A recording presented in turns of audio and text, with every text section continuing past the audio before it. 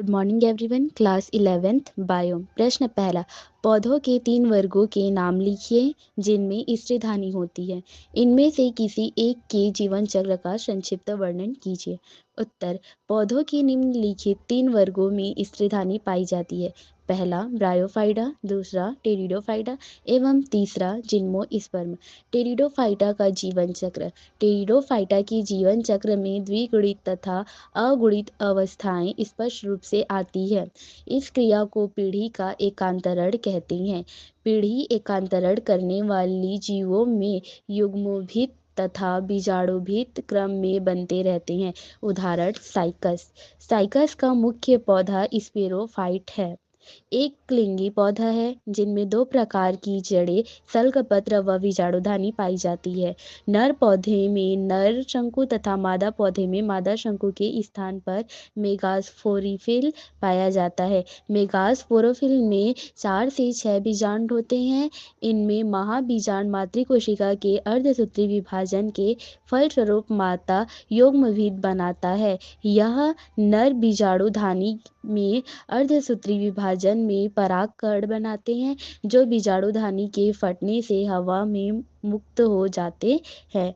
Cycas के युग्मविद पूर्णतः स्पेरोफाइटा पर आश्रित होता है। यह अल्पकालीन व परजीवी होता है। स्पेरोफाइट सी जीवन चक्र में विकसित रूप से होता है। प्रश्न दूसरा, अंतःकोशिकीय एवं बाह्यकोशिकीय पाचन में विभेद कीजिए।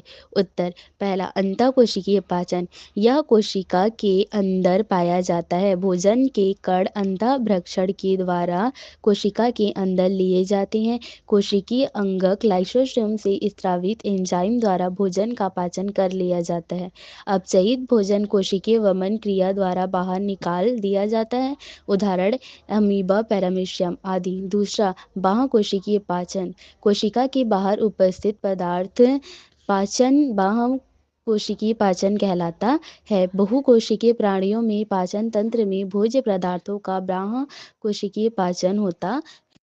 प्रश्न तीसरा, प्रत्यक्ष तथा अप्रत्यक्ष परिवर्धन में क्या अंतर है। उत्तर, पहला प्रत्यक्ष परिवर्धन।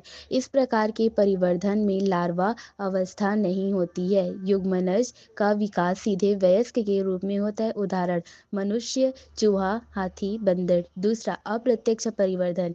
कुछ जीवों में परिवर्धन में लार्वा की अवस्था आती है। युग्मनज पहले लार्वा में बदलता है, तत्पश्चात लार्वा का परिवर्धन वयस्क जीव में होता है। उदाहरण काकरोच आदि।